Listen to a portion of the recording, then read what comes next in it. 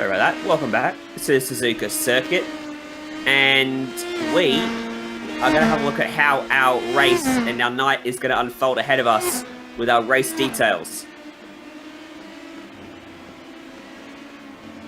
Yes, indeed, and it's a 45-minute race with an open setup. That means the drivers can adjust their setups as they will.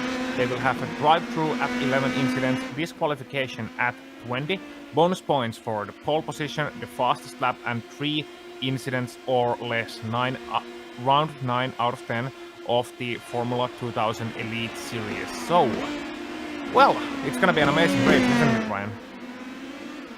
It certainly is. These cars are going to look spectacular around this racetrack, using all the downforce that they can generate to tear through these corners at some pretty astounding speeds. And qualifying, it'll be about as fast as they go all night long. Currently, it is Greg Seitz, your championship leader, who is fastest by 0.2 of a second over Joshua Chin.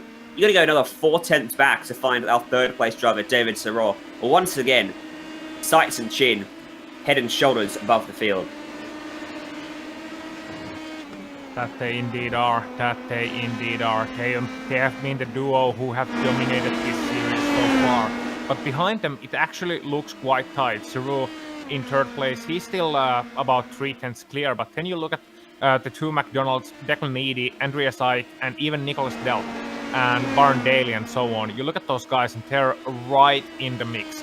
So from fourth place on, the battle looks like it's gonna be really, really tight, and those are the guys I'm gonna be keeping my eye on, really, especially the two McDonald's versus Declan Edie, and what those guys can do, what can Delp do, and what can anybody else do. We still have, however, about 8 minutes left in the qualifying, so let's talk a little bit about Suzuka, Ryan.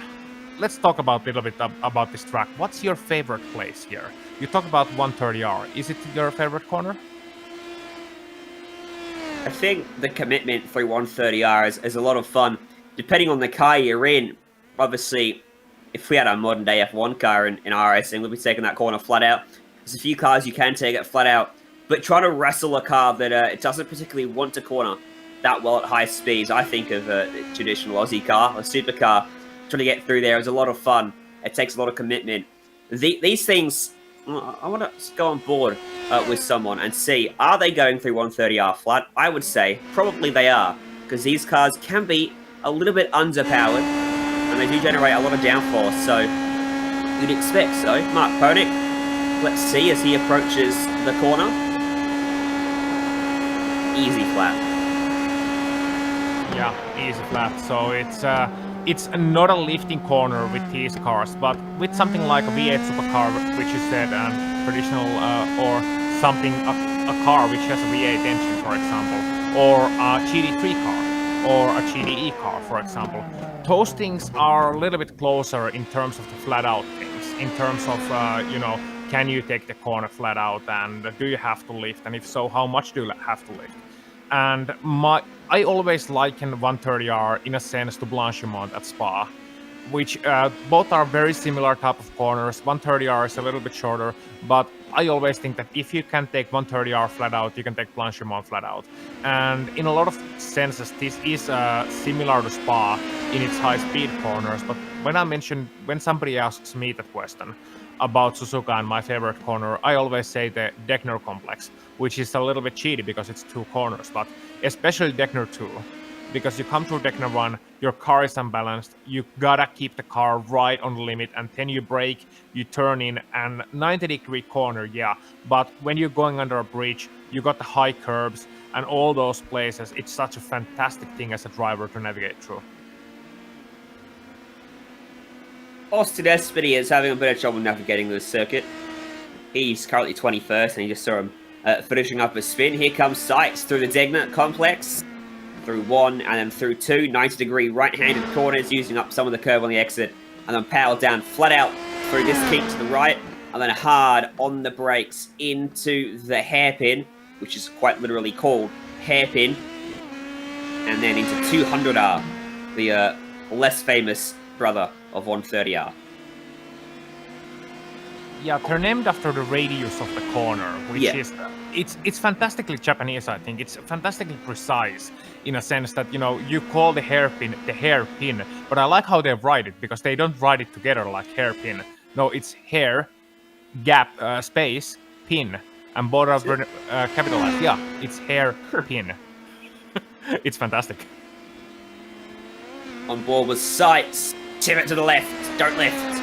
Up and over the curb. If you hit that curb on the inside at the wrong angle, it can unsettle your car and lead to a monstrous accident. So you've got to be a little bit careful. And also, when we get into the race, if you're behind someone, you might find that the aero wash and the dirty air from that car in front means if you try to take it flat, you'll find yourself understeering wide. So that's another element drivers will have to be careful of once we get into our 45-minute race. There was no improvement on that lap from Greg's sights there. His championship protagonist, main rival, Joshua Chin. He's only a couple points ahead of third place in the standings, but the pace he's shown, you would suggest he's the only one that could possibly overcome Sights, who honestly is your championship favourite by a country mile. He would need to make a pretty big error today or next week to lose out. But as we know, he doesn't like the ovals. He doesn't perform well on them, and our season finale is at an oval. So it really won't be over until that checkered flag comes out at Lucas Oil. Today, for Chin, it's all about maximising. He has got to beat Sights. There's no doubt about it. Yeah, absolutely. So he's under pressure, but at the same time, he's not really under pressure. He's half a tenth behind Sights at the moment, and that looked to be his penultimate qualifying effort. Let's see if he comes back out on track. But it can also be relieving in a sense that when you know that, okay, only chance I have is to win and to have something bad happen to my main opponent, the championship antagonist, if you will, then, well, it's easy. All you have to do is drive fast. You don't need to worry your head about championship implications or such things. Whereas with Sights, he can come a little bit under pressure where, he knows he has to maximize this and the last round is at an oval and he's not great at those and, what if he makes a mistake? What if something happens at the start? And he's gonna worry his little head sick at that rate. So, as a racing driver, you kind of need to clear your head and focus on the task ahead before a race. But that's easier said than done. Much easier. Oh, it certainly is. 23 drivers we've got lining up for this one. All 23 of them have set tyres in qualifying, which, frankly, doesn't happen very often, I must say. You don't always get everyone setting a time. Mitchell Ian Green, 7th position at the moment. If he can find a 10th of a second, he will jump the two cars immediately in front of him and go to 5th. Let's see how it looks out of the final corner to the line. What does it be? What will it be for Ian Green? It's a lap that won't improve at all. It was 2/10 slower than his previous best. It would have put him 3 spots lower if he hadn't got that lap down already. David Surratt, 2 tenths away from David McDonald, and he's off the throttle there. That is not a fast lap from him. Watch out behind, because Definiti is racing up onto his rear wing. He's back in 11th at the moment. Championship protagonist early on has faded a little bit over the last couple of rounds, and will stay outside the top 10 with that effort. Yeah, his road course rounds haven't been that great at all. I'm looking at Josh Chin meanwhile. He's coming to what will be his final lap, absolutely, and he's behind Andreas Eick. Eick is currently sitting in 10th place. He was excellent on the ovals, absolutely masterful there, improving a little bit, 154.2, and meanwhile behind him, Josh Chin starts his final lap, and he absolutely needs a clear lap here. He doesn't need the dirty air, especially through these first couple of corners. Yeah, I think he's just far enough back from Ike that the dirty air won't affect him too much, and he should get a decent tow down the back straight if he can stay in that optimal range, and Ike is fast enough that it could happen. Greg Sights, meanwhile, he's going to get to the line to begin one more lap. He tucks it very tight. A fast lap for him, but not quite fast enough to improve. It still would have put him on pole, and it was 200ths quicker than what Chin's done. So one more attempt for Sights. There is Chin through the Degners. Hits the apexes beautifully, gets on the power nice and early. To the right, keep it to the right, palm the brakes. Into the hairpin, little bit wide, but a late apex. That might save him. He was able to power down quickly enough. It'll give him a run, and he should gain the time back up through 200R. And then into some very important corners. Spoon curve. Yeah, fast in, then brake here, and fast out as well, and a treacherous downhill exit, and he heads to the back straight. Quick little point about the hairpin. It's very, very easy to do what Chin just did, you know, miss your braking spot a little bit, lock your brakes. Much more difficult than it looks. Well, he's definitely not caught, Ike. In fact, I wonder if Ike's gotten away from it all. I don't know how this lap's going to stack up for Chin. We're going to know in a moment, aren't we, as he crosses the line. Through the Casio triangle. Maybe a little tiny error and he aborts the lap. It won't be an improvement for Joshua Chin. He will start second at best. And I dare say he won't be getting jumped for second either. Daniel Cranefoos in 12th position. He's going to come across the line.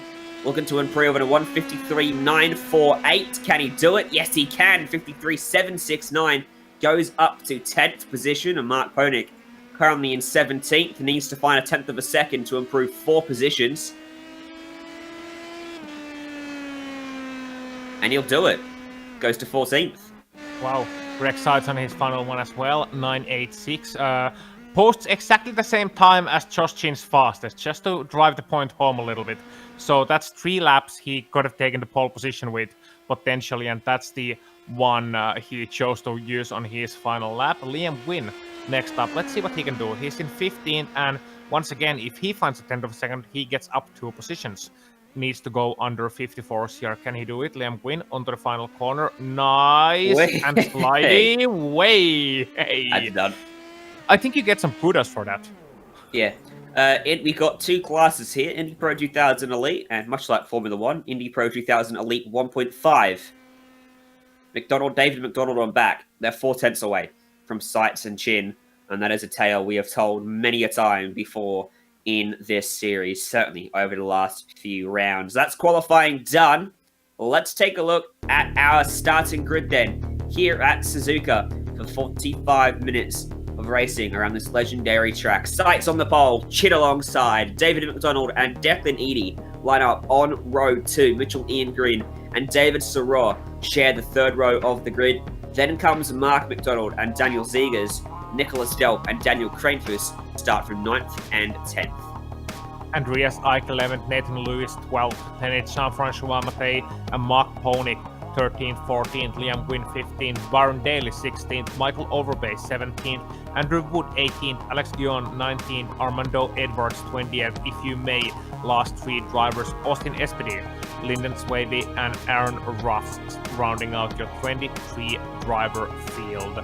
No Formula 1.75 today, no Williams on track, so Ryan, Formula 1 and Formula 1.5, if you will. Formula, yeah. I was going to say Formula 2, then I realized that, well, that does exist, actually. So we can't call it that. We'll line up just before the 130R corner to get ourselves underway for a very quick rolling formation lap. What are the weather conditions looking like for these drivers? Pretty cool. A lot of cloud cover overhead. Late in the afternoon, 25 degrees Celsius. 23 degrees Celsius air temp, 25 track temp. Wind is pretty strong, actually. That might have an effect. It's northerly at 24 kilometers an hour. That'll give them a tailwind into some corners and a headwind into others, that they should feel the difference. But I don't know which way the track's oriented, so honestly, I don't know which corners it's going to help them out in. Well, that's incredibly helpful. I'm going to say this. Overcast weather or mostly cloudy weather, you got quite cool 23 degrees air temp Celsius. You're quite windy and you got a lot of clouds. I'm going to say Liam Gwynn has the advantage here. You know why? Why? He is British. Oh, yeah. So that's that's something he's going to be used to. Hey, weather jokes, making fun of English, always.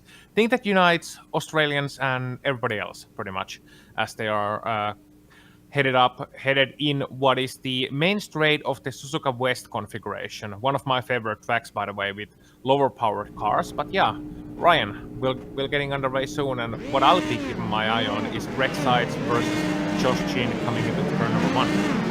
Yeah. Then I'm lost. Officially, this stretch of road is called backstretch.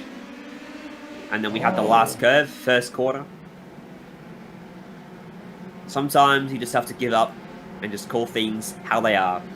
Sykes will have the inside for the first corner, which is a double right-hander, so he should be able to hold on. But if he gets away poorly, Chin might get enough of an overlap to drive around him. Let's see then what happens at the front of the field. Coming to the green flag. Sykes in control, as he has been so many times before. Pace car's off, and away we go. And David McDonald has got a fantastic start behind his teammate.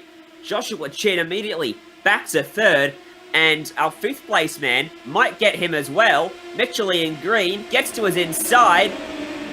Attack of the teammates for Joshua Chin, who finds some great pace on the outside. Now he's looking at getting back into second potentially, and he will. Good recovery from Chin, still side by side behind him.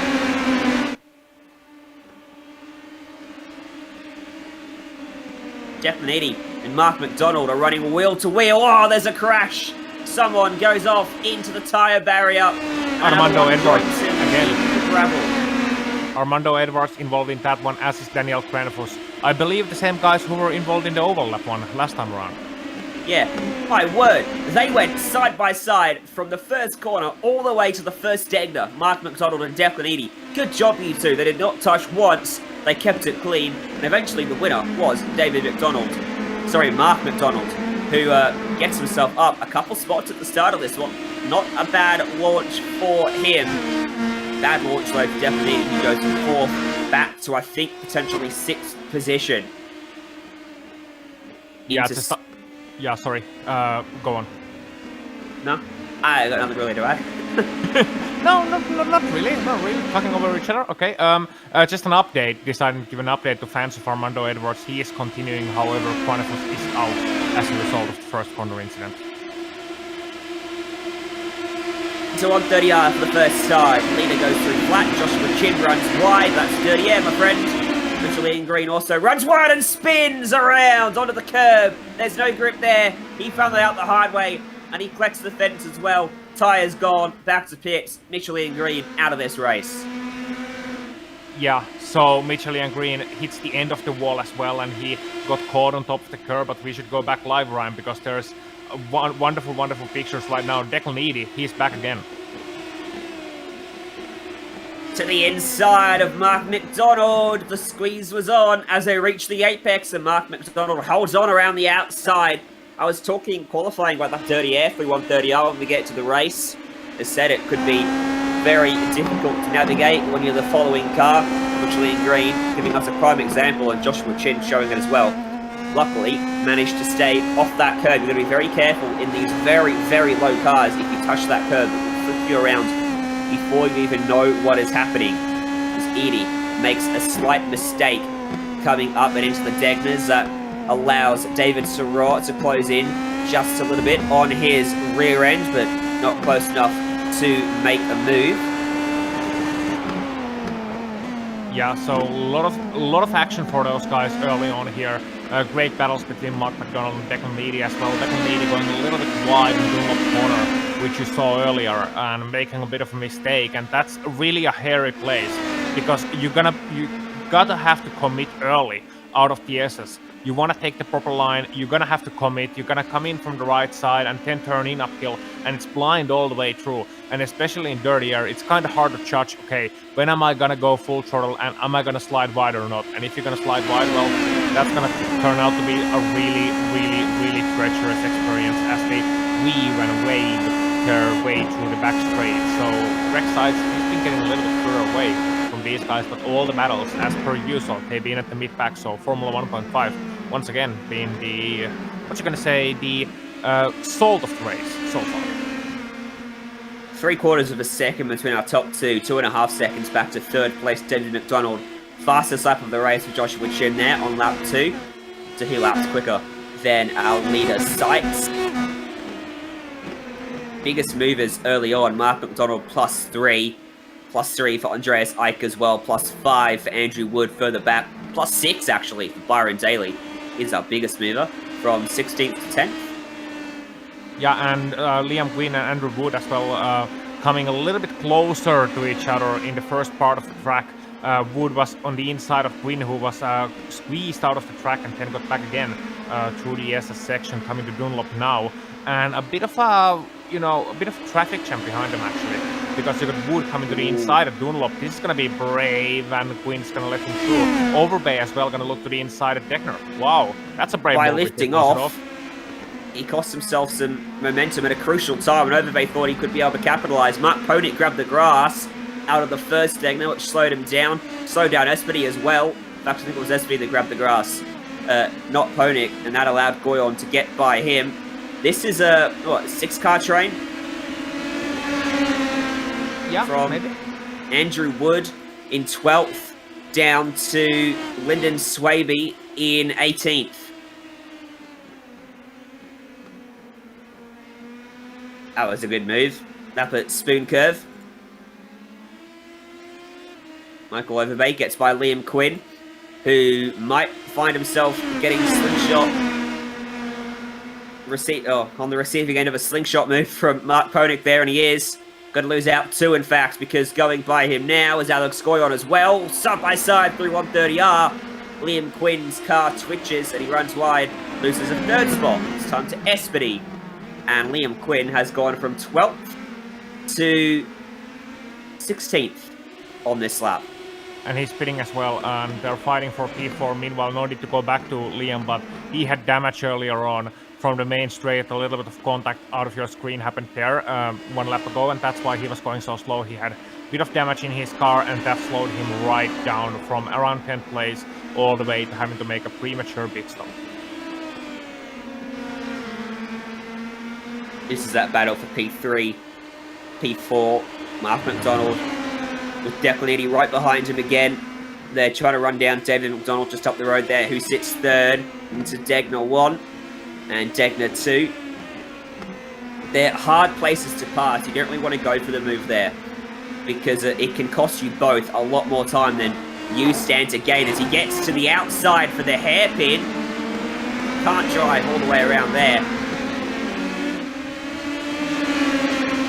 Gets to run off and through 200R.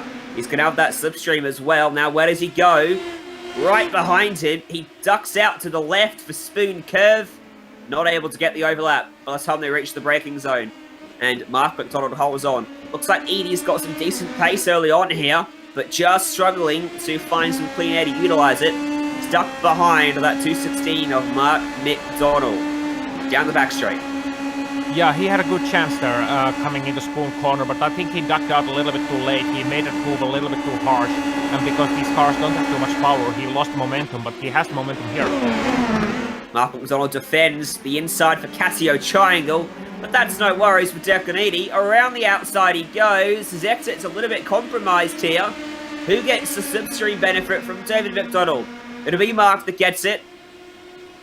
On the outside for turn 1. Let's see. Battle of the late breakers. Into 1. Round the outside, Mark McDonald. Today, it seems like the outside is the place to be. It is indeed. And that's a great move from Mark McDonald, reminiscent of what Kimi Räikkönen pulled off on Giancarlo Fisichella in 2005 at that very same corner. Of course, lower speeds, but still great battles between these guys, and great respect as well. I haven't really seen them come together or even try to pinch each other or doing anything silly. Done. They leave the room for each other, but they're like, they leave the room for each other, but they're also racing hard, and I really, really like it. However, the 3rd place is going to run away from them at this rate. Yeah, you've just put the curse on them there. Yeah, I'm pretty sure they're going to crash now, unfortunately. Hopefully they don't. David Soror is lurking now and getting closer to these guys. He was about 3/10 quicker on the last lap than Declan Edie. As they battle, they hold each other up. As you mentioned, they're letting 3rd place get away, and they're coming under threat from the guys behind, and Soror and Zegers as well, getting a little bit close. In fact, Soror is almost as close to Edie as he is to Mark McDonald now. Yeah, so what's gonna happen here is if you have a battle like this, of course, they slow each other down. The guys behind them are gonna catch them up as well. And we said before the race, didn't we, Ryan, that the 4th place is gonna be a tight battle, and it sure is turning out to be that way, even if David McDonald in front of them is kinda still closer and kinda still involved. But look how quickly Mark was able to catch up to the back of David once he got himself into some clear air and out of the attacks of the Canadian. Edie was almost on his gearbox again when they got around to the exit of the Casio Triangle. Just quietly, while we're watching this, the gap at the front is being seesawing a little bit, but over the course of the opening stages, Chin is faster, and he's running sights down. He's now got it down to 0.3 of a second. Smallest margin's been since we started this race. So that battle is well and truly alive. Later on, that was a mistake for Media, it looked like. Almost grabbed the grass, just hung on. And thankfully for him, the quarter came up rather quickly. Yeah, he actually lost it on the previous corner as well. Went a little bit wide, and that's the risk you take at the SS, through the SS, because you have to hold the line so close that once you lose one apex, then you're gonna lose the rest of them as well. It's very much a rhythm section. The snake for the S's from turn 2 up until Dunlop. You get the first one wrong, you're going to be offline all the way until you reach Dunlop, maybe even the Degner complex. As Andrew Wood back here battling away with Jean-Francois Mattei for 11th position on the racetrack. They were side by side as we picked them up. Wood, as you have a look into Spoon Curve, yes he does, but he's not late enough on the brakes because Mattei, very strong in the braking zone there, is able to clear him once more down the back straight. He should be safe as well because he's opened up about 5 or so car lengths, which is just enough to overcome the power of the toe. Thankfully, no DRS in these cars either to give Wood another bit of an advantage. No artificial overtakes in this particular class. He shows the nose, but he's not close enough there. Just filling the mirrors of that car ahead. Yeah, so earlier on he was looking to the inside at the hairpin, couldn't quite make it through, but he's certainly being aggressive here. McDonald and Edie. McDonald's went off the racetrack. Edie got to his inside for turn 1. Mark McDonald being caught on the outside that time, got it slightly wrong, and just ran it a little bit wide and lost the spot as well to David Soror. Here's a replay of it. Yeah, so you're going to see them coming towards turn number 1, and you're going to see Edie coming to the inside here, I do believe, into 1. Gonna try it on the inside. A little bit late of a move, and McDonald's gonna run a little bit wide, and as a result of that, he loses a couple of spots as well. But he does a good job of not spinning his car or anything, and he's still right behind Declan Neely and David Suzuka. No big drama. The lesser of two evils, spreading off the track as opposed to turning in and potentially having contact with the other car. Needless to say which one of those is more likely to result in a early retirement, of which we've got a couple. Nathan Lewis is in pit lane. Cranefoos is on the racetrack, but he's 3 laps down. Michelin Green, he has officially retired from this one. Lewis is hanging on in there. Well, we got, I say a lull. It's not really a lull, but I think it's the quietest we'll get for a little while. We'll take a look at the replay all the way back on lap 1 of this race. In the mid-pack, we saw that crash through the snake, didn't we? It was Daniel Cranefoos that ended up in the tyre barrier, rear end first. Yeah, with Armando Edwards into 1, so we're gonna watch it from here, and let's see what happened. First typical lap number 1, gonna be shuffling a little bit and coming a bit close here, and you're gonna see it happen through turn number 2 and 3, so coming through the SS section proper.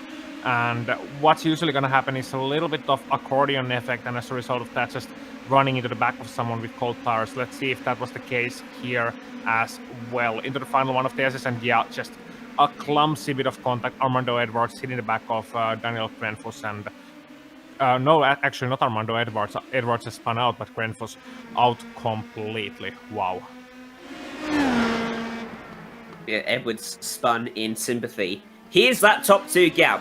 These guys have been trading fastest laps over the last couple of trips around, ever since the start of the race. Only on the last 2 laps have they not recorded a purple lap between them. It seems to be Sights goes quicker, then Chin goes quicker on the next lap, then Sights goes quicker again. So the gap's been staying at around here, half a second. Got down to 3/10 for a moment. Has been out as far as about a second. But Chin now is definitely in range where, down this backstretch, he's getting a benefit. Thanks to that car in front, pushing a hole in the air. And it's allowing Joshua Chin to close up a little bit easier in the final sector of the racetrack. Maybe even save a little bit of fuel as well, which could be critical when we get to the pit stop window. Yeah, and he's very close here, coming to the main straight. It doesn't look like he's lifting too much, but to be honest, Suzuka, it's not an easy place to pass someone in, especially once you get right up to the front. You don't have to benefit, and once again, Chin goes fastest. You don't have to, you don't have to benefit of having a 3 or 4 car battle, which is gonna mix things up even more. You're gonna have to duel this guy. Chin is gonna have to duel Sights, and he's gonna have to look for the overtake here. Whoa. That was a brave try, Josh. He showed the nose. The opportunity was never really there, and they got very tight as they turned in. That fastest lap, by the way, from Chin, a 53.054, is only 0.07 of a second slower than what he did in qualifying. They're going very fast right now, and I wonder if that little move to the inside of the SS wasn't quite as much an overtaking attempt as it was a signal to Greg Sights, and also maybe, scouting for a bit of information, scouting for, okay, if I David McDonald, he's gone for a spin on the second Degner, gets it going again, but he's lost a lot of time, goes back to 10th place, and he's going to end up just in front of Andrew Wood. Here's how it happened. He's all by himself at this point. Remember, he was running in 3rd, and he'd done a good job to get away a little bit from those guys behind. Mark McDonald, Declan Edie, onto the curb, out of the first Degner, across the grass on the inside. Did a very good job to keep it off the fence. Yeah, indeed. That's something that happens so often in that corner as well, as we should actually move back and watch Mark McDonald and David Cerul because they're very close. Actually, I'll let you do this. Ryan, they're very, very close right now for 5th place. Oh, they're super close, aren't they? Cerul's getting some straight from Edie as well, which is helping him along. Look at how he closes in on Edie, right at the last little bit of their engine performance and top-end speed into the Casio triangle. Wasn't close enough to make the move. I don't know who's more likely to overtake first here. Mark McDonald, Cerul, or even Zegers back there in 6th. Make that 5th. Edie moves it across late to defend the inside. Doesn't want to allow Cerul to get to that preferred line. He almost turned in to the left-hand side of Edie's machine, turned it a fraction too early, had to really open up the steering quickly to avoid contact. That'll cost him the spot to Mark McDonald, and loses out to him, very similar to how McDonald lost out to Cerul a couple of laps ago at that same corner. Yeah, they did a very good job of avoiding each other there, and great heads-up driving by David as well, because he was turning really tight to the inside, and on the line he took, he was always gonna hit Declan Edie. So he opened up the steering at last second and did that without going too wide, just lost the spot to Mark McDonald, but that was a great realization of, if I turn in right now, I'm gonna hit that guy, I don't wanna do it. Jean-François Mattei still in the action, and right behind Mark Ponik, up the road they'll see Andrew Wood, who had a hair-raising moment coming through Dunlop. That car was well and truly sideways at that point in time, which has drawn him ever closer to the clutches of the chasing trio, which is Ponik, Mattei, and Michael Overbay, just off the back of Mattei there. At the front of your shot now. Yeah, so great battles outside the top 10 as well. Andrew Wood for 11th. Ponik has passed Mattei right now. Oh, Greg Sights! Oh my goodness me! I just clicked to him, and as I did, his car flicked sideways and he had to pull off an incredible save to hold on to the car. He loses the lead, but my word, it could have been a lot worse than that. Yeah, I think he's coming to the Casio Triangle, and that's a surprisingly difficult spot to try and pull off a good exit from. So he's gonna clip the curb here, not here, but the next one here, and go sideways and watch it. Wow, almost pulled off the David Coulthard as well. He almost went to the end of that pit wall, so that's a great job from Greg's side to save it. Unfortunately for him, he is behind Josh Chin, who we're riding on board with right now, and just take a look at this, Ryan. Wow. That's the pressure from Josh Chin. Been all over him for the last few laps. Oh, sorry, since the start of the race. And eventually starts cracked. That gives Chin the lead. Starts, gotta thank his lucky stars there that he did not end up in the fence or turned completely around. I reckon actually if he'd gone all the way around, he still would have ended up in second place, such as the gap they've got over the rest of the field. 11 seconds back to Mark McDonald now in third after David and McDonald went for a spin at the Degner complex. Mark is still under almost insurmountable pressure from Declanidi, David Soror, Daniel Zegers, and Byron Daly is driving up onto the back of these guys as well. Yeah, I mean, that third place is about as popular as the guy who ate a shrimp sandwich before a 12-hour flight. It's been swapping hands all over this race, and Mark McDonald now in P3, Declan Edie, David Saru, Daniel Zegers as well. And Zegers seems to be there, like, in and about. He isn't really making any moves, he's just hanging on to the back of them. But the one guy I'm watching out for is Byron Daly in 7th, because he's faster than anyone who's in that pack, save for Mark McDonald. So Byron Daly could be carrying a couple of laps.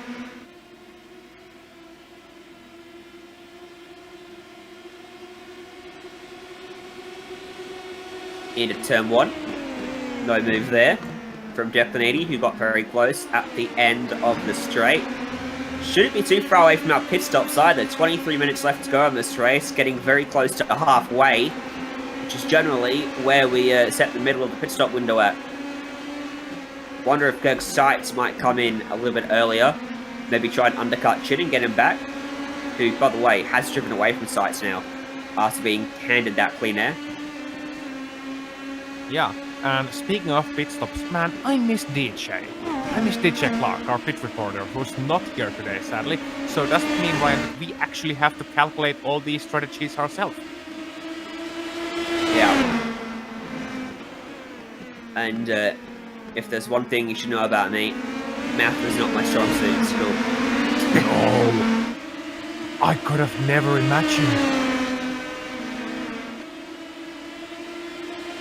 Yeah, but still that third place battle keeps going, and I'm looking at their lap times. 54.1 for Mark McDonald, 54.5 for Declan Edie, Cerul 54.2, and Zegers 54.0. Of course, in the scheme of this battle, it doesn't matter because they're so close.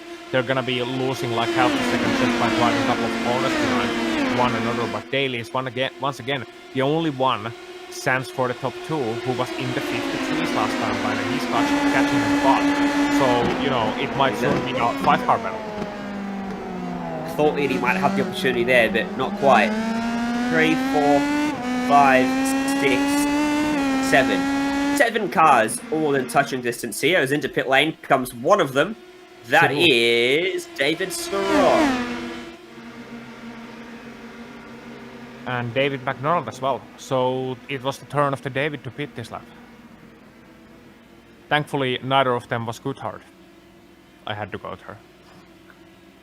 there. Up on the jacks, he'll get some extra fuel, maybe a couple of tyres.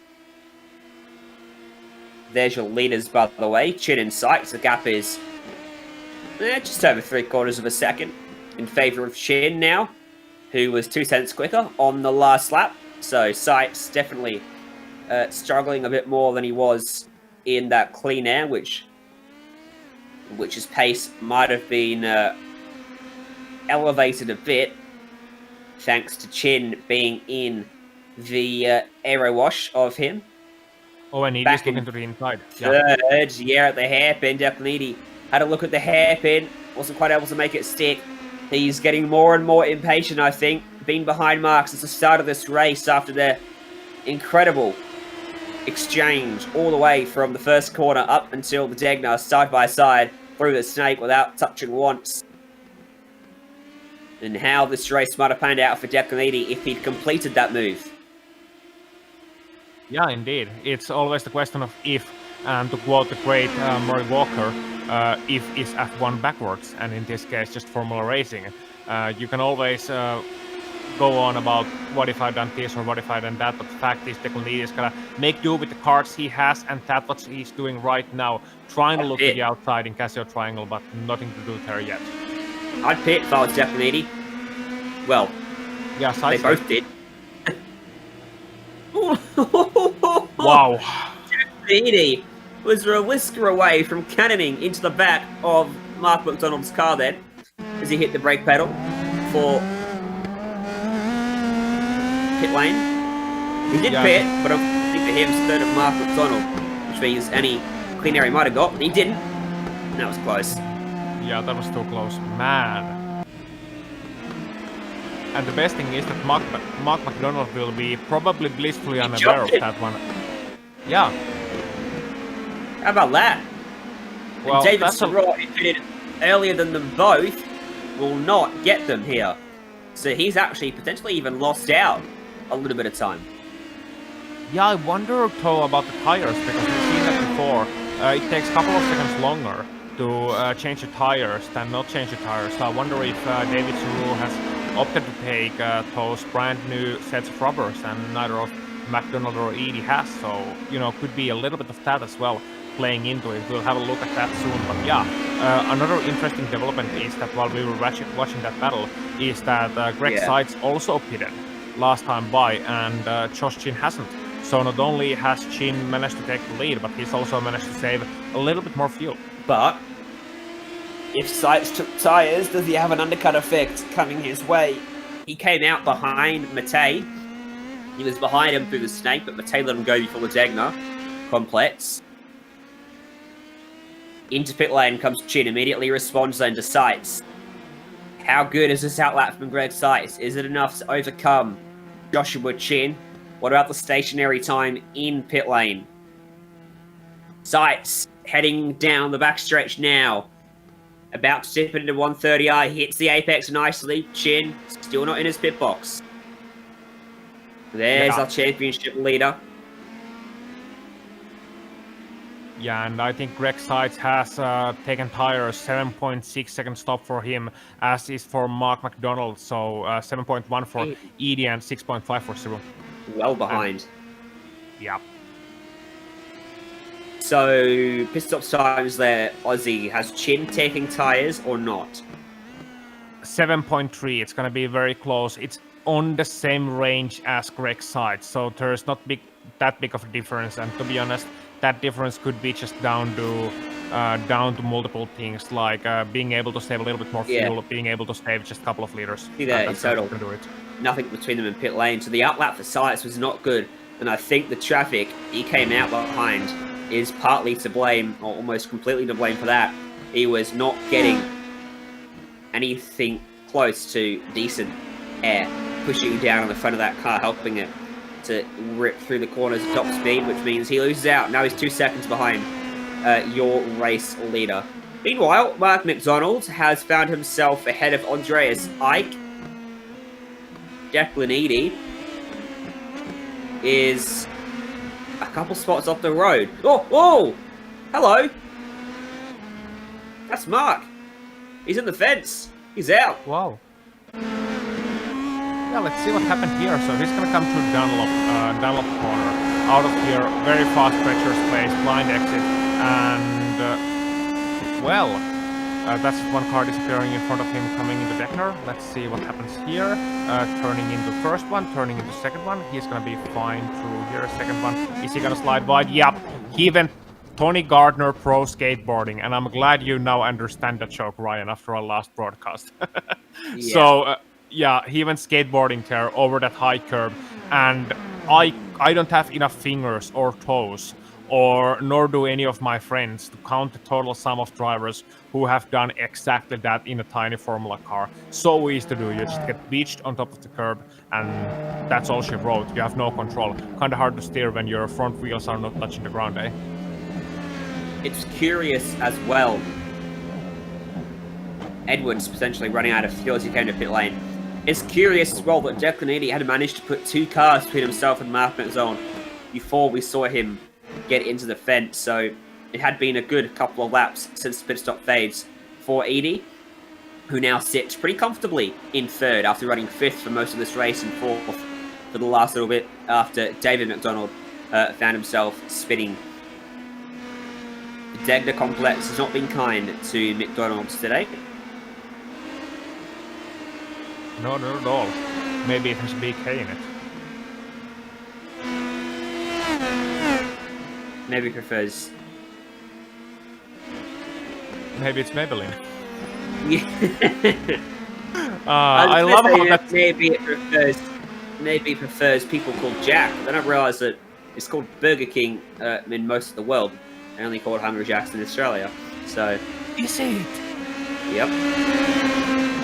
Oh, that's when they came to Australia, someone in the country already had the rights to Burger King name, and they weren't giving it up. So they went, okay, we'll call ourselves Hungry Jacks then. There's your random fact for the day.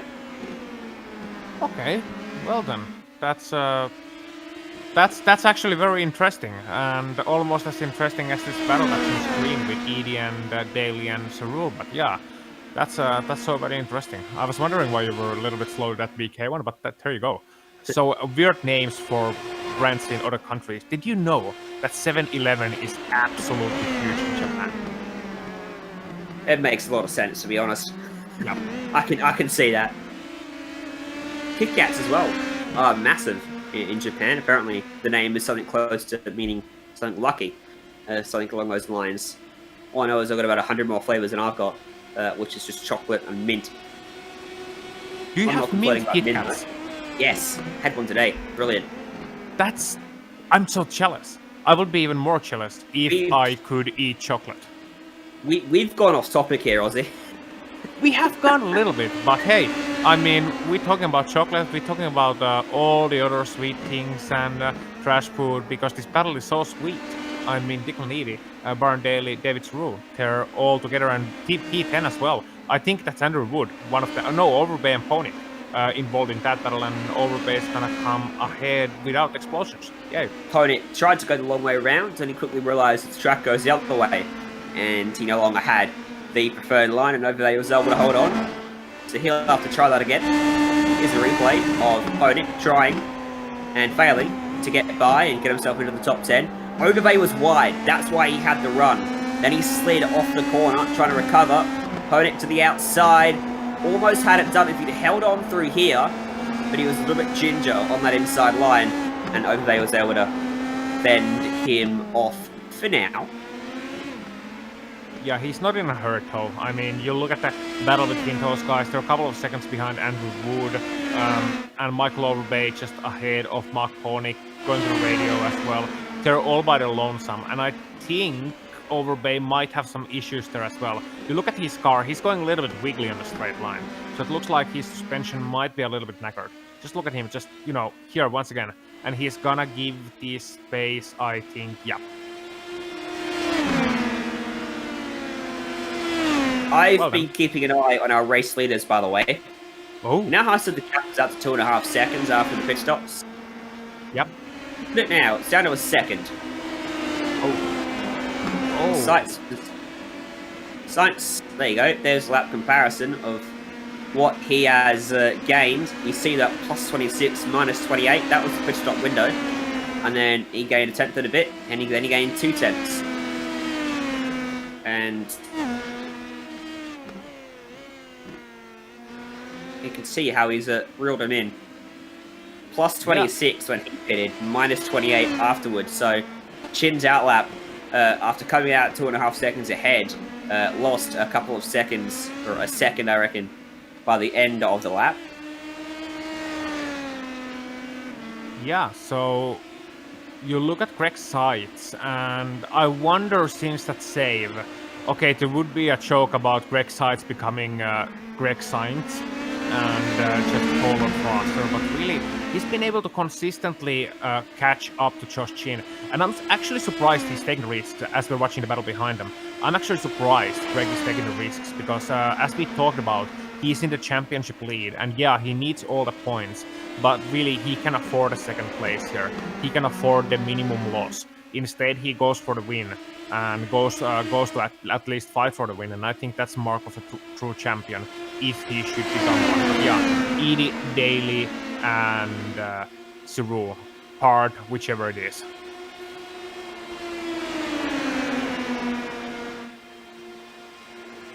Daley has had a brilliant race. Highlighted him early on, coming from 16th to 10th. Now he's running 4th. Biggest mover in the field, plus 12, looking to make it plus 13 and get himself on to the last step on the podium. 18 seconds between our top 2 and 3rd. Are we sure that Chin and Sykes aren't running Mercedes engines and these guys are all running in Honda engines or something like that? Are we gonna go GP2 engine again? Yeah, I'm so glad, by the way, that it's called Formula 1, Formula 2, and Formula 3 now. Because that makes so much sense. Why hasn't it always been that way? But yeah, it used to be like the second...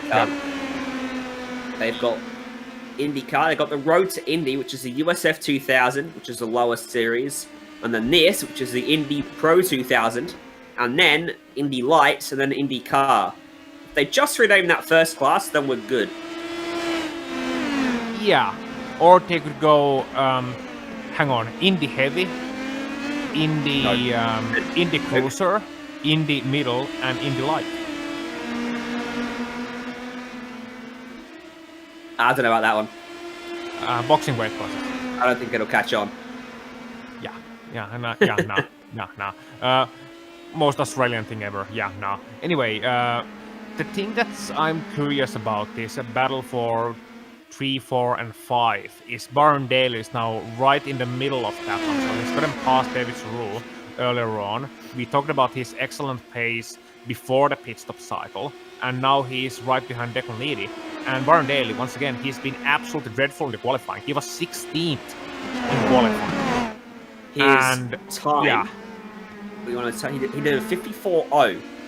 Declan Edie did a 53.4. In theory, he should be 6 tenths slower a lap, which over the course of 20 laps so far, he should be about 6 seconds, 12 seconds behind him. Instead, he's almost alongside him. Fantastic race pace. Yeah, that's incredible by Baron Daley, and I wonder if he's heard about this thing that, you know, you can take fuel off for qualifying, you can make a qualifying setup. It's allowed, you can do that. So Baron Daley, and the most curious thing about him is that he's faster in the race than in the qualifying. His fastest race lap is a 54.5. And when I look at Declan Edie, his fastest race lap is a 53.6. So, you know, Declan Edie is 1/10 slower. And he's faster than David Saru as well. Saru 53.9. fastest race lap. So Baron Daley, he has the race pace, and if he had the qualifying pace, I think he could be the one guy who would be right there in the battle for P number 3 more often than he is right now.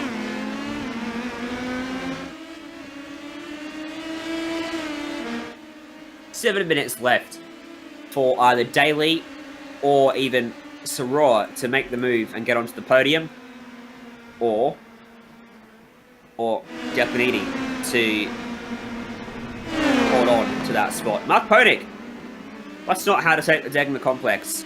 He's been into the grass and he's lost out to Matei, who it looks like had already passed him by this point. That's almost what David McDonald did, except he hit the curb on the inside. Meanwhile, Declan Edie, through 130R, right all the way off the outside of the track, came back on through the grass and held on to third. Yeah, so he went very wide turn. He's gonna have to be conscious about the incident limit, because you definitely get an off track from there. But you don't get a slow down, so technically you can get away with that one. and Barn Daly is going to look to the inside now.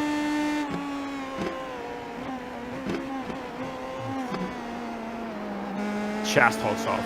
That's incredible job by Declan Edie, really holding off to that one, because Barn was already to the inside, but Declan decided that, you know what, I'm gonna leave you minimum room, and if you're gonna go there, you can go there, but you're gonna be risking the incident.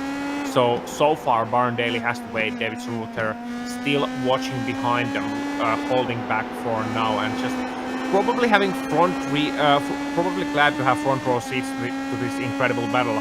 Front row seats that we are going to share now that we are running on board with David Saru, who's had a pretty consistent race for himself, it must be said. It feels like, Ryan, David Saru has been in this battle all race long, pretty much. Yep. And it also feels like he hasn't really made much progress. Sorry to say. He started 6th, he's 5th at the moment, and he's been here all race, hasn't he? After getting one spot early, thanks to Michelin Green's spin on lap 1. Yeah, so he's been sitting there and holding back for now. Meanwhile, on lead, Josh Chin has actually gone fastest he has all race long, 53.0, and has dropped Greg Seitz a little bit. Gap last time by 1.3, but I think Greg Seitz is going to respond this time around. Seitz does a 53.064 and Josh Chin 53.1, and I do believe that's not the fastest lap for Greg Seitz, but that's once again they're, you know, switching around lap Byron time, trying to Daly chase the fastest lap. At the Casio Triangle, he gets it done. Finally, he got the overlap, he got to the inside, and he got by him. Can he stay ahead for the first quarter? Saru looking at Edie, Edie looking at Daly. Right up on his gearbox. He stays off him, and Daly up to 3rd. Lads, netcode, wow. Replay of that one. So, Ryan, you probably saw it live, judging by your reaction, but yeah, Barn Daly is gonna come in here, and 130R gets a great run, but he's still so far back. However, he's gonna look to the inside because it wasn't covered off, and a great move, it must be said. That is how you pull it off into the Casio Triangle. And, you know, Declan Edie, Edie! No, Declan Edie's been hit. Yeah. Saru into the back of him. And a fantastic race for Edie. Comes crashing down. And that's a really surprising hit as well. I wonder if you're gonna get a replay of that one soon enough. Yeah, here we go. Great job by our director, Joe Peak. So he's gonna be making a little bit of a mistake there, Declan Edie, through Dunlop corner. That's gonna allow David Saru to get closer. But watch this. Saru changed the line right before Declan won and just tapped him on the rear tire. And that's it. So look at this, yeah, through Dunlop. You see here that mistake we're talking about, runs wide. This gives so much extra speed to Saru. He looks for the inside. And then, yeah, tries to get back to the racing line, but he was, at that point, probably should have committed to the move. He might have got it done. Fortunately, got caught in 2 minds, it seems, and Edie finds himself running in 8th. Saru up into 4th. Yeah, it looked like he was trying to wanting to go swimming, thinking, the water looks warm. It's gonna be nice. I want to go for a swim. Yeah, I'm gonna go for a swim. And then at the last moment, he decided, you know what? I don't fancy swimming. It's gonna get me all wet. The problem is, he already jumped off the platform. You can't turn back at that point.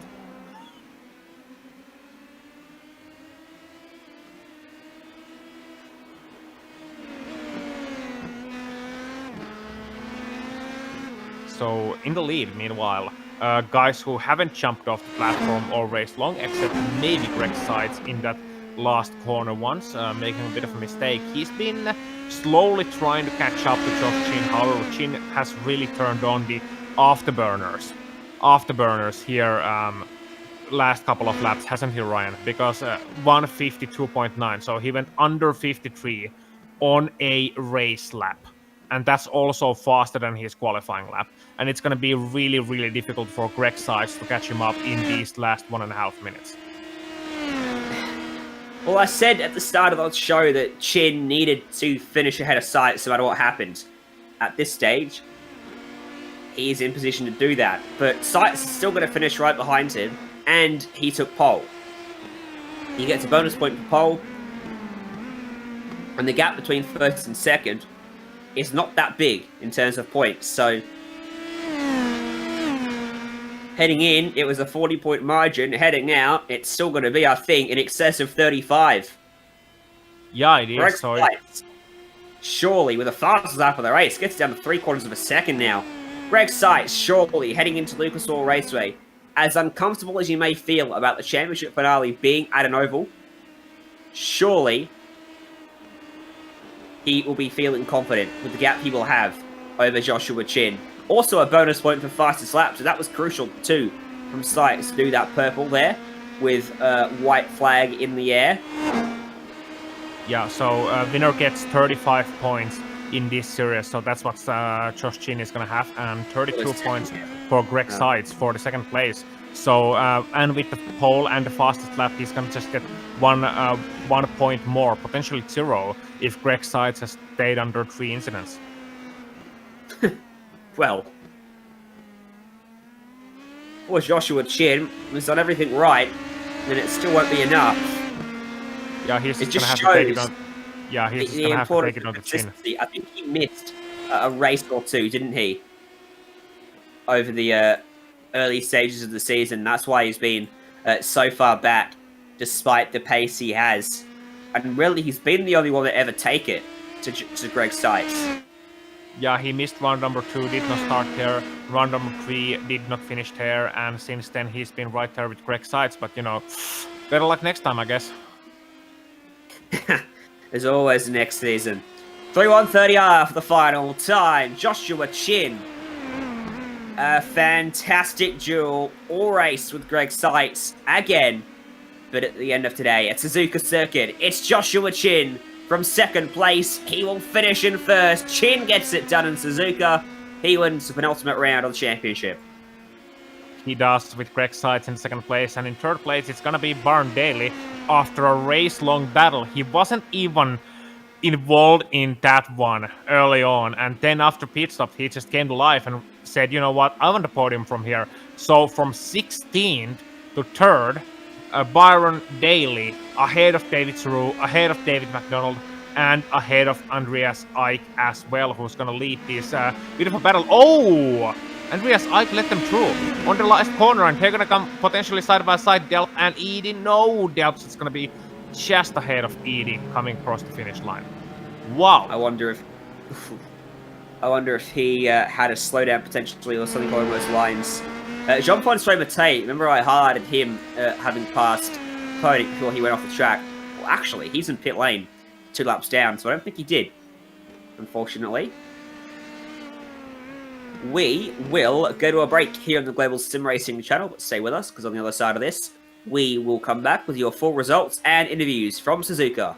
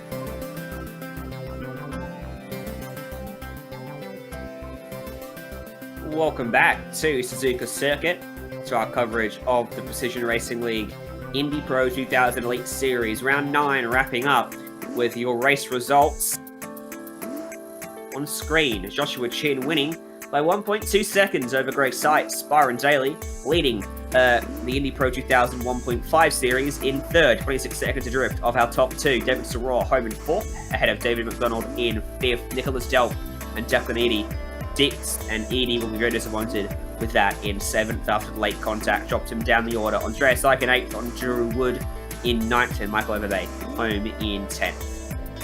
And it's going to be Alex Guillon in 11th place, ahead of Daniel Ziegers, Mark Ponik 13th, Linda Sway before heat, Aaron Ruffs 15th, final car on the lead laps as well. Jean-Francois Mattei 3 laps down, 16th, and 10 euro list of retirements. Armando Edwards, Mark McDonald, Daniel Cranfus, Liam Quinn, Austin SPD, Mitchell Ian Green, and Nathan Lewis all classified as out of this event, Ryan. But next up, I believe we have guys who are not out of this event. However, they are already out of their race car and ready to talk to Ryan Jones about their race. I'd say at this point they're out of the event because they finished the event, haven't they? Joshua Chin was the first to finish it. Another great drive, another great battle between you and Greg Sykes. And it took a mistake to get him, but you did it, and he didn't look back. Yeah, I was actually waiting for the pit stops to play out. I was going to try and beat Greg on that, but he made the mistake and let me get through and just kind of run away. I knew after the first 5-10 laps that the pace was there and he was feeling the pressure for sure. I tried making a little bit of a move out of turn one and he chopped, so I knew I was in his head at that point. You guys, we've talked about it a lot today, are just head and shoulders above the field. 26 seconds, the gap to third place behind you two. What's it like then as a driver to know that almost no matter what you do in that battle with Greg Sykes, you're still going to finish first or second unless you'd put it in the fence? It's nice. I kind of wish the competition level was more back where it was at the beginning of the season. Nathan's been having some bad races and Mitchell too, but it's a nice feeling. I think the championship's basically over. I think Greg might have locked it up going the next week, but overall, it's nice to be able to just kind of focus on one guy and not worry about everyone else behind.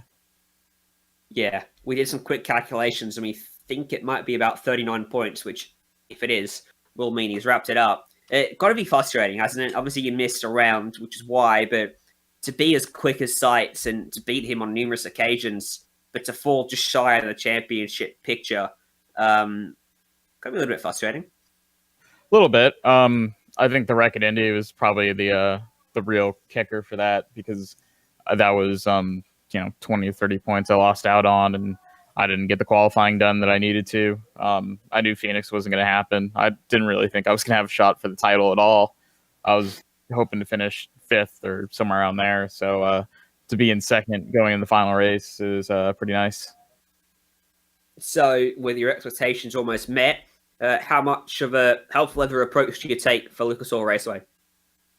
I think I have to go in and just try and win the race. I know we're going to have a fast car again. The ovals have been really our strong suit this season, and kind of the spot where we can make up points. And Greg and that whole Rust team kind of struggle at them. So if we're going to make up ground either in the individual standings or the team standings, this is our real good shot to do it to close out the season. Well, who do you want to thank for helping me get it done? Everyone at Team Talent. Big thanks to Jason Brophy for hopping on as my spotter and crew chief for the race. He helped me out a little bit, still getting the rig set up and getting everything where I need it. So he was a big help. And everyone had good pace and practice. Unfortunately, the race didn't go the way that we wanted for everyone. But shout out to Austin, Liam, Lyndon, Wood, Andreas, and Nick. Nick had a good run, and I think that'll help solidify him being third in the points. All right. Well, thank you very much, Joshua, and hopefully we talk to you again after the final race of the season. Thank you, guys. With Josh Chin coming home with the race win, and now with Greg Sykes is Aussie. Yes, indeed, and Greg sides. Well, it's gonna have to be a relief. We talked earlier with how much difficulty you have on the ovals that you have pretty much wrapped up this championship here at Suzuka, and you can go to Lucas Oil with not much pressure, despite not quite being able to bring home a victory here today. Yeah, I just did the math. It looks like I wrapped up the championship by a minimum of a point now, so I basically don't have to do the last race, which is how I like it. Yeah, and congratulations. And how was it this year as an overall championship? I mean, this race was a tight battle with Josh, and do you wish the championship would have been a tighter battle with Josh as well? I think it was a pretty good battle with him. The races we were together. I mean, there were a few that I think he had the edge, and a few that I had the edge. We both had a little bit of bad luck through the season, so it kind of worked out. I mean, I think the points difference is a bit bigger than obviously the difference between us. So yeah, I think I think it very easily could have gone his way. I've had seasons where I was on the other end of the bad luck and was very competitive, but still ended up behind in the points. So that's kind of the way it goes sometimes. Yeah, and Greg, well, a little bit crunch for time, but we're gonna let you celebrate early. Who gets it done for you? Who do you have to thank for this wonderful championship? You guys, as usual, great job broadcasting. My competitors, Josh, Declan, and my teammates all did a great job. We worked really hard together as a team, and I think we also probably wrapped up the team championship today. So really happy and proud of my team. And just like to thank PRL and the sponsors for this league. It's been a fun run this year, and like I said, I'm kind of relieved I don't have to have any pressure going in the last non-droppable over race. Well, once more, congratulations, Greg Sides, for the championship, and see you next year. Yeah, thanks, Ozzy. And next up, Ryan Jones. He's going to talk to our final podium finishing driver, and oh boy, did he have a race. Edie Daley, 16th to 3rd. What a drive that was. What happened in qualifying to end up 16th with the baits you had? Honestly, I felt like I was like the slowest car in the field for most of the practice and the qualifying session.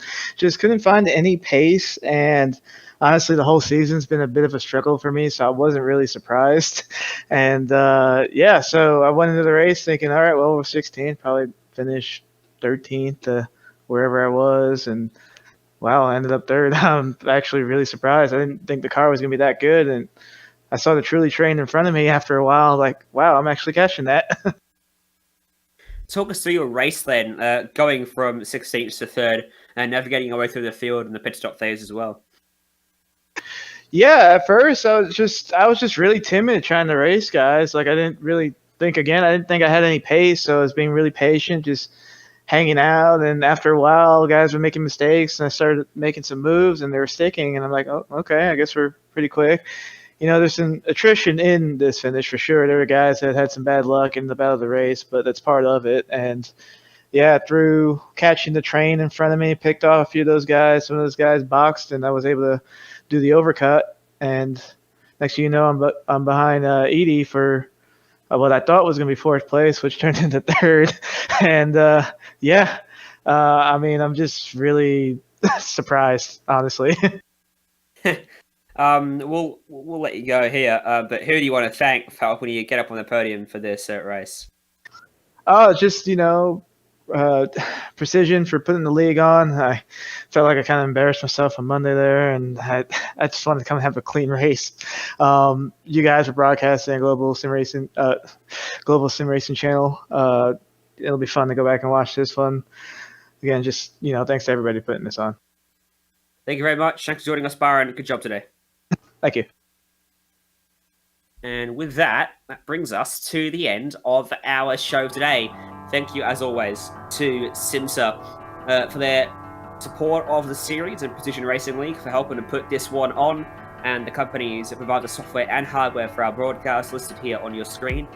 Also, thanks to Juna Lawn, who provides all of our wonderful music to the screen, and how to get a hold of more of her great work. And the team alongside me today, Joe behind the scenes, and Ozzy next to me in the comments box. Thank you to you too as well.